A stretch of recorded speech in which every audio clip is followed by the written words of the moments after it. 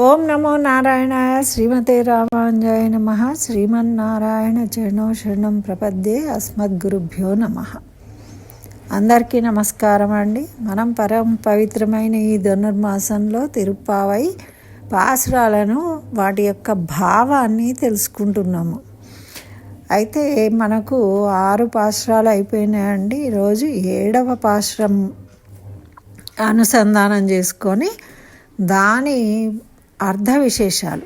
దేనికైనా కూడా 3 రకాల అర్థాలు ఉంటాయండి. ఒకటేమో బాహ్య అర్థం, రెండవదేమో అంతరార్థం, ఇంకోటి విశేషమైన అర్థం అంటారు దాన్ని.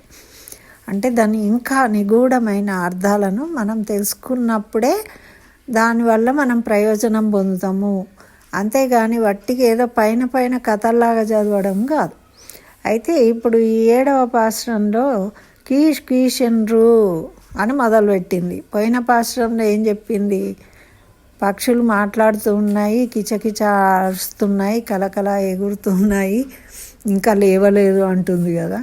ఇందులో కీచ్ అనుకుంటూ మాట్లాడుకుంటాయట పక్షులు కూడా. పొద్దున్నే లేస్తాయి కదా, ఎగురుకుంటూ పోతూ ఉంటే అన్నీ ఒకదాన్ని చూసి ఒకటి కీచ్ అంటుంటే అవి మాట్లాడుకుంటూ ఉన్నట్టు భావిస్తుంది. ప్రకృతిలో జరిగే ఆ పొద్దున్నే లేవగానే జరిగే విషయాలు, ఆ గోకులంలో అందరి ఇళ్లల్లో ఉండే సన్నివేశాన్ని గోదాదేవి మనకు ఈ పాసురం ద్వారా తెలియజేస్తుంది. అంటే ఒకప్పుడు అలా ఉండేవాళ్ళు తెలుసుకుని మనం కూడా చూద్దాం. అయితే ఇందులో ఏమంటున్నారంటే మనకి మంచి శుభముహూర్తంలో పవిత్రమైన మార్గశిర మాసము, వెన్నెల కాలము, మరి వ్రతాన్ని ప్రారంభించిండ్రు. మంచి హరి ఓం అనే శబ్దంతో, ఓంకారంతో వ్రతాన్ని ప్రారంభించాము. వీళ్ళందరూ ఆనందంగా ఉన్నారు. మొదటి గోపికను మేల్కొల్పారు. ఇప్పుడు 2వ గోపిక వాళ్ళ ఇంటి ముందుకు వెళ్ళి అక్కడ ఈ పాశురాన్ని అనుసంధానం చేసిండ్రు. దాని అర్థం ఏంటి అంటే ఏమంటున్నారంటే, భారద్వాజ పక్షులు తెల్లవారుజామున లేచి అన్ని వైపులా అటు ఇటు పోతూ పక్షులు ఒకదానితోనొకటి కలుసుకొని ఆనందంతో చక్కగా కీచ్ అంటూ మాట్లాడుకుంటున్నాయి. మనం కూడా అంతే కదా, ఫంక్షన్లకు పోతూ ఉంటే హడావుడిగా అటు పోయి ఇటు పోయి వీళ్ళతోని నవ్వుకుంటూ మాట్లాడతాం. ఆ విధంగా ఇవి ఆ బ్రాహ్మీ ముహూర్తంలో పక్షులు మాట్లాడుకుంటున్నాయట. అయితే ఆ మాటల ధ్వని మీకు వినబడడం లేదా? ఇంకా లేవలేదు అంటుంది. లోపల ఉన్న పిల్లని పిచ్చిదానా అంటుంది. పూలు ముడిచిన కొప్పులు అంటే అక్కడ ఉండే గొల్లభామలు అందరిళ్ళల్లో ఏం చేస్తారు, వాళ్ళు షిగలు వేసుకొని పూలు కట్టుకునే వాళ్ళు. వెనకటి కాలంలో కళ్ళకు కాటుక ఇవన్నీ ఉండేవి అలంకరణలు ఆడవాళ్ళు అంటే. చక్కగా నుదుటి ఇంత పెద్ద బొట్టు, మెళ్ళో అన్ని బంగారు నగలు, ఇప్పుడులాగా లాకర్లలో పెట్టుకునేటోళ్ళు కాదు. అన్నీ మంచిగా ధరించేవాళ్ళు. రోజు కూడా ఇంట్లో మంచి కాళ్ళకు కడియాలు, పట్టీలు, చేతులకు వంకీలు అన్నీ పెట్టుకొని ఉండేవాళ్ళు. అట్లా వీళ్ళు చక్కగా అన్ని ఆభరణాలు వేసుకొని ఆ పాలను కుండలో ఉన్న కర్ర ఉంటుంది దాంతో చిలుకుతూ ఉన్నారట. చిలుకుతూ ఉంటే కట్ట అటు ఇటు అంటుంటే వాళ్ళు వేసుకున్న షిగలు పొద్దున కదా ఊడిపోతూ ఉంటాయి. ఆ పూలన్నీ కింద రాలి పడుతున్నాయట. ఆ పూలు రాలి పడుతూ ఉంటే వాటి వాసన గుంపుమని వస్తుంది కదా. మరి అందరి ఇళ్ళల్లో కదా అందరు చేస్తున్నారు. మరి అలాంటప్పుడు ఆ వాసన రావట్లేదా? మనకు రోజు జరిగేవి మనం లేచి చూడకున్నా మనకు అర్థమైపోతుంటాయి ఏమేం జరుగుతున్నాయి అనేది మన ఇళ్ళల్లో కదా. అట్లా మన ఊళ్ళో జరుగుతుంది కదా. వాళ్ళ పూల వాసన రావట్లేదా నీకు? గొల్లబామలు కవ్వంతో పెరుగు చిలుకుతుంటే వాళ్ళ చేతి గాజుల చప్పుడు వినబడతలేదా నీకు? తెల్లారింది అని తెలవట్లేదా నీకు? కంఠాభరణాలు, మంగళసూత్రాలు అన్నీ కూడా ఒకదానితోనొకటి అటు ఇటు అవుతున్న కొద్దీ తాకి శబ్దం చేస్తున్నాయి కదా. ఆ చప్పుడు కూడా వినబడతలేదా నీకు? పోనీ పెరుగు కుండలలో ఏమైనా చిన్న గిన్నెలు అవి పెద్ద పెద్ద కుండలు వాటిల్లో పెరుగు కిందికి మీదికి అవుతుంటే సౌండ్ వస్తుంది కదా, ఒక రకమైన సౌండ్. ఆ సౌండ్ కూడా వినబడతలేదా ఓ నాయకిమణి అంటున్నారు వ్యంగ్యంగా. అంటే ఎవరన్నా మహారాణి అంటాం కదా మనము, వాళ్ళు ఏదన్నా చేసేది తొందరగా చేయకపోతే మనకు కోపం వస్తూ ఉంటే ఏం చేస్తాం, వాళ్ళని ఇంకా పూర్తి పేరుతో పిలుస్తాం. పిల్లల్ని కూడా చిన్న కన్నా అని పిలిచేది కోపం వచ్చిందనుకో పూర్తి పేరు పెట్టి పిలుస్తాం. అట్లా ఈమె నాయకిమణి అంటున్నారు. అని ఇంకా ఏం చెప్తున్నారంటే, ఆ కృష్ణుడు ఉన్నాడు చూడు, ఆ కృష్ణుడిగా అవతరించిన వాడు ఉన్నాడు కదా, వాడు కేశి అనే రాక్షసుణ్ణి చంపాడు. ఆ నారాయణమూర్తే కృష్ణుడిగా అవతరించాడు. మరి అటువంటి నారాయణమూర్తిని మేము కీర్తిస్తున్నాము. నీకు వినబడతలేదా తల్లి ఆ మాట కూడా? నాకు తెలుస్తున్నదిలే నీ సంగతి, నీ తేజస్సు అంతా మాకు తెలుస్తున్నది, అంటే నీ గొప్పతనం అంతా మాకు తెలుస్తున్నది. ఓ తేజశాలిని, ఇకనైనా తలుపు తెరిచి రా బయటకు, మాతో కలిసి నడు అని పిలుస్తున్నారు. అంటే కేశి అనే ఒక రాక్షసుని సంహరించాడు. ఆ శ్రీ మహావిష్ణువుకి అన్ని సహస్రనామాలు వట్టిగానే రాలేదండి, ఎవరో బిరుదులు ఇవ్వలేదు. ఆయన చేసిన పనుల బట్టే ఆ పేర్లు వచ్చాయన్నమాట. కేశి అనే రాక్షసుని సంహరించిండు కాబట్టి కేశవ. మనకు అమ్మ కేశవ అనే నామాన్ని ఇచ్చింది, నారాయణ అనే నామాన్ని ఇచ్చింది. రెండు నామాలను ఈరోజంతా స్మరిస్తూ ఈ సన్నివేశాన్ని, వాళ్ళు పాలు జిలికినట్టు ఈ సన్నివేశం ఏదైతే ఉందో దాన్ని స్మరిస్తూ చక్కగా వీలైతే చదువుతూ ఈరోజంతా గడపాలి మనం. అయితే ఇందులో అంతరార్థం, భారద్వాజ పక్షులు అనగానే భారద్వాజ ముని అంటే ఆయన చాలా గొప్పవాడు. రామాయణంలో రాముడు సీత వాళ్ళు కూడా అరణ్యానికి వెళ్ళేటప్పుడు భారద్వాజ ముని దగ్గరికి వెళ్తారు.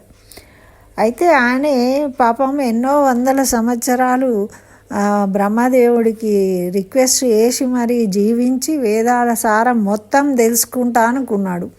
కానీ ఎన్ని సంవత్సరాలు జీవించినా కూడా ఆయన కనీసము ఒక రవ్వంతా కూడా తెలుసుకోలేకపోయానంటే అంత వాంగ్మయం ఉంది మనకు, అంత నాలెడ్జ్ ఉంది. ఇప్పుడు చూడండి, ఇంత చిన్న దాంట్లో ఇంత పెద్ద విషయం ఉంది మనం అర్థం చేసుకోవడానికి.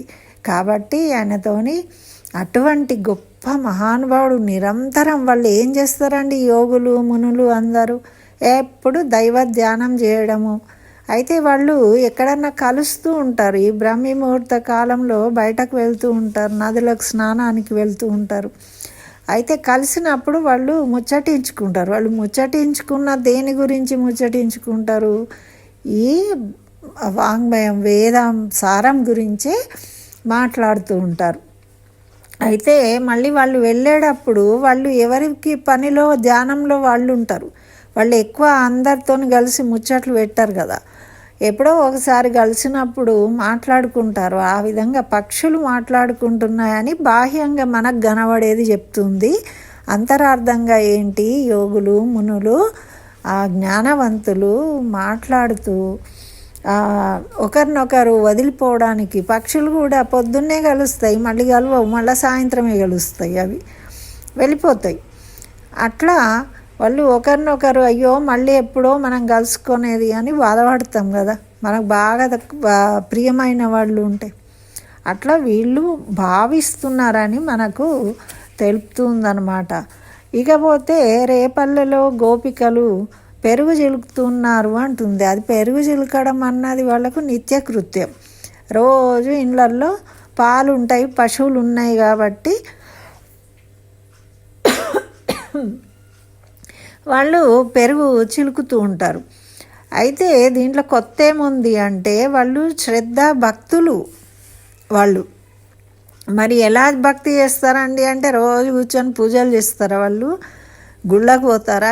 ఎక్కడికి పోరు, పూజలు చెయ్యరు, ఏం చెయ్యరు. వాళ్ళు ఏం చేస్తారట అంటే, వాచిక కాయిక మానసికంగా ఏ పనులు చేసినా కూడా భగవన్నామాన్ని సంబంధం పెట్టుకొని చేస్తారు. వాళ్ళు ఇప్పుడు ఏం చేస్తున్నారు, చిలుకుతూ ఉన్నారు గోపికలు.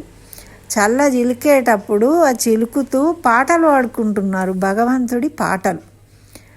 మరి ఆ శరీరంతో ఆలోచిస్తున్నారు, ఇది బాగా చెయ్యాలి, కృష్ణయ్యకు పెట్టాలి అంటే ఆ భగవంతుడి కోసమే పెరుగు చిలుకుతున్నారు. భగవంతుడి కనులో వచ్చిన సారాన్ని భగవంతుడికి అర్పిస్తున్నారు మానసికంగా కూడా.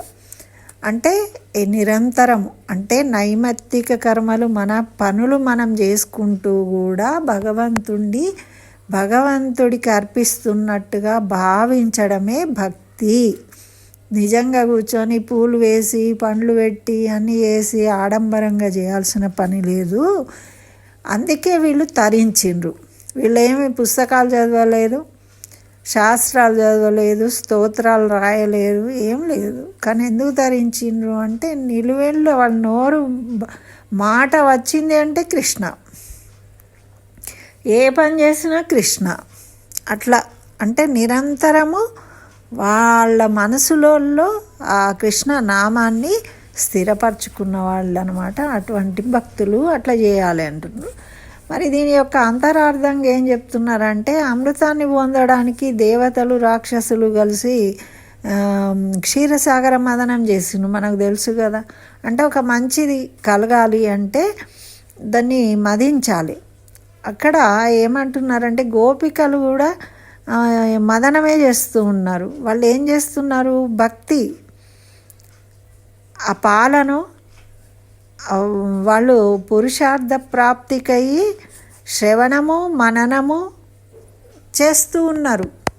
ఎవరన్నా ఉండే కృష్ణుడిని కథలు చెప్పుకుంటూ మాట్లాడుతూ ఉంటారు, ఎవరు లేకుంటే పాటలు పాడుతూ ఉంటారు, లేకుంటే మననం చేస్తూ ఉంటారు, ధ్యానం చేస్తూ ఉంటారు.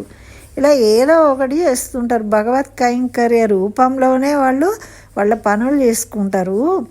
మరి ఈ క్షీరసాగరంలో పాలు భగవత్ స్వరూపమైనవి పాలు.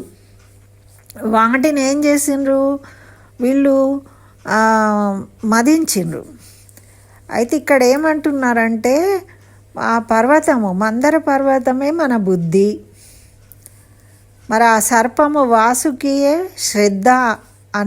శ్రద్ధతోని బుద్ధిని ఏం చేయాలి, చిలకాలి. చిలికితే ఆ మదనములో మనసులోని దైవశక్తులు అసురశక్తులు పోటీ పడతాయి.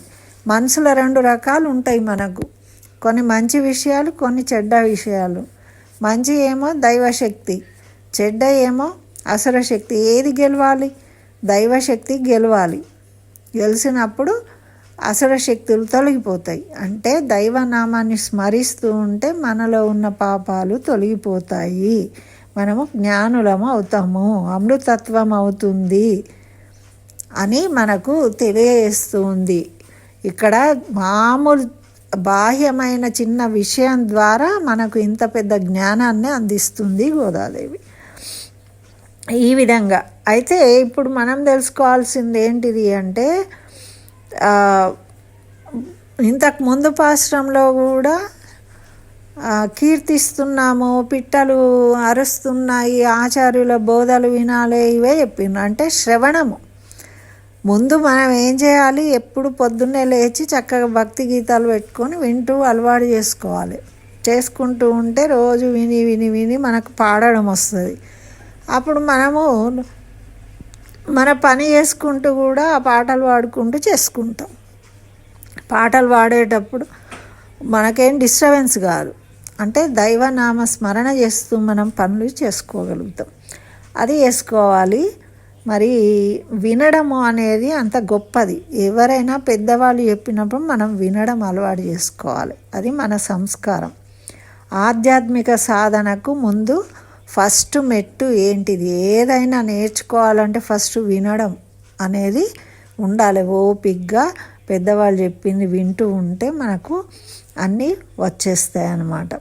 ఇట్లా శాస్త్రములు వినడము అనేది చాలా గొప్ప విషయము అని చెప్తూ, ఇంకా మనము మరి ఇవన్నీ వినాలి అంటే మనకేముండొద్దట అంటే ఈర్ష్య ఉండొద్దు. ఈర్ష్య, ఇతరుల మీద ఈర్ష్య భావం ఉన్నదనుకోండి మనకు మనసును పట్టదు. నా మనసు మంచిగా లేదే, నాకేం అర్థమవుతలేదు నువ్వు చెప్పేది అంటాం. అంటే మన మనసు నిర్మలంగా ఉంచుకోవాలి. ఈర్ష్యాభావము ఉండకూడదు. అదేవిధంగా పరులకు ఉపకారం చేయవాలి అన్న తలంపులు ఉండాలి. అంతేగాని ఎప్పటికీ వాళ్ళేదో చేసిండ్రు, వీళ్ళేదో చేసిండ్రు, వాళ్ళ వల్ల నేను ఇట్లా అయిపోయినా, వాళ్ళ తప్పు వీళ్ళ తప్పు అనే భావన కలిగిందనుకో, అప్పుడు మనం ముందుకు వెళ్ళలేం, మనం ఏం చేయలేము అన్నమాట. అందుకని అటువంటి భావాన్ని పెంచుకోవద్దు, తగ్గించుకోవాలట. మరి అసూయ కలిగి ఉండవద్దు. సత్పురుషులు ఎవరైనా చెప్పేవాళ్ళు ఉంటే వాళ్ళు తప్పులు ఎత్తవద్దు.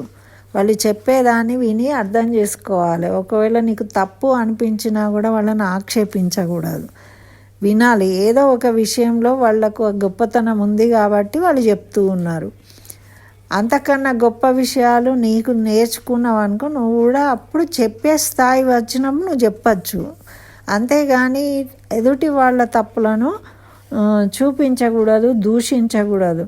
వాళ్ళు చేస్తూ ఉంటే వాళ్ళు చెప్పిన విషయం విని ఆనందించే అలవాటు చేసుకోవాలట. మరి అట్లానే ఓర్పు లేనితనము ఉండకూడదు. లోపల పగ, వెలుపల క్రోధము ఇట్లాంటివి ఉంటాయి అందరికీ. చిన్న చిన్న వాటికి చికాకు పడడము, కోపం తెచ్చుకోవడము. వాళ్ళు మాట్లాడరు, మాట్లాడితే వాళ్ళ కోపాలు ఉంటాయి. కొంతమంది ఇంటికి వస్తూనే చికాకు పడుతూ ఉంటారు. ఇట్లా ఉండకూడదు. ఈ గుణాలు లేనప్పుడే మనకు ఆ భగవంతుడి మీద భక్తి అనేది కలుగుతుంది. లేకపోతే ముందు ఈ గుణాలు తొలగించుకోవాలి. ఈ భక్తులైన వాళ్ళు ఈ గుణాలు ఉండవు. ఉంటే వాళ్ళు నిజమైన భక్తులు కాదు. అది ఇక్కడ మనకు గోదా గోపిక అతి సులువైన మార్గాన్ని మనకు తెలియజేస్తూ ఉంది. మరి ఆ రెండో గోపికను కూడా మేల్కొల్పిండ్రు. ఆమె కూడా వచ్చేసింది. అందరూ కలిసి ఆ కేశవుణ్ణి స్మరిస్తూ కీర్తిస్తూ ఇంకా వెళ్తూ ఉన్నారు. ఇదండి ఈ 7వ పాశురానికి చక్కగా అర్థం తెలుసుకున్నాం మనము. ఈరోజంతా కేశవ నారాయణ అనే నామాలు స్మరిస్తూ చక్కగా ఆ కృష్ణ లీలలను మనసారా దర్శిస్తూ ఇది విని లైక్ చేసి చక్కగా ఓం కేశవాయ నమః అని కామెంట్లో రాయండి. మరి బంధుమిత్రులకు షేర్ చేయండి. ఇంకా నా ఛానల్ సబ్స్క్రైబ్ చేయకుంటే సబ్స్క్రైబ్ చేయండి. ఆండాళ్ దివ్య తిరువడిగళే శరణం. ఓం శ్రీకృష్ణ పరబ్రహ్మణే నమః. సర్వం శ్రీకృష్ణ చరణారవిందార్పణమస్తు.